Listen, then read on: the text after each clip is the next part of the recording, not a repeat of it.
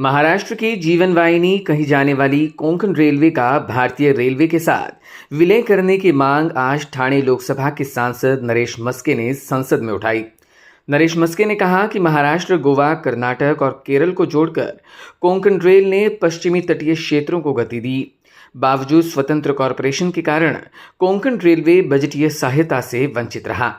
उन्होंने कहा कि विलय के बाद भी इसी ऐतिहासिक ब्रांड का नाम कोंकण रेलवे ही बना रहे।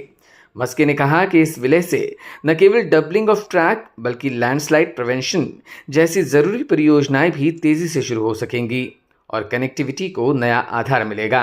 रेलवे का भारतीय रेल में विलय करने के बारे में सदन का लक्ष्य वेधना चाहता हूं।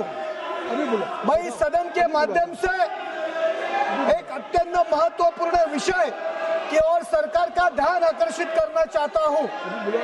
कोंकण रेलवे कॉर्पोरेशन लिमिटेड का इंडियन रेलवे में प्रस्तावित विलय कोंकण रेलवे की स्थापना 1990 के दशक का एक ऐतिहासिक कदम था, जिसने महाराष्ट्र, गोवा, कर्नाटक और केरल को जोड़ते हुए भारत के पश्चिमी तटीय क्षेत्र को नई गति दी। इंडियन रेलवे ने इसमें 51% पूंजी निवेश किया, बाकी हिस्सेदारी संबंधित राज्यों ने दी थी।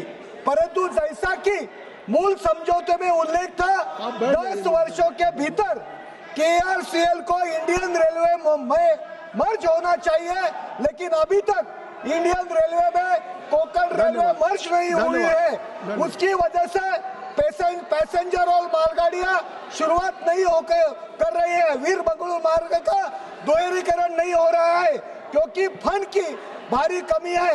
देश की बाकी हिस्सों में रेलवे का केंद्र सरकार के बजटीय सहायता मिलती है, जबकि KRCL को एक अलग कॉर्पोरेशन होने के कारण समाप्त करें।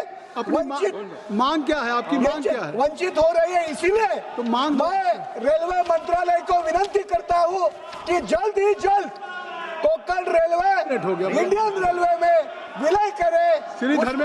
Bureau input EW network.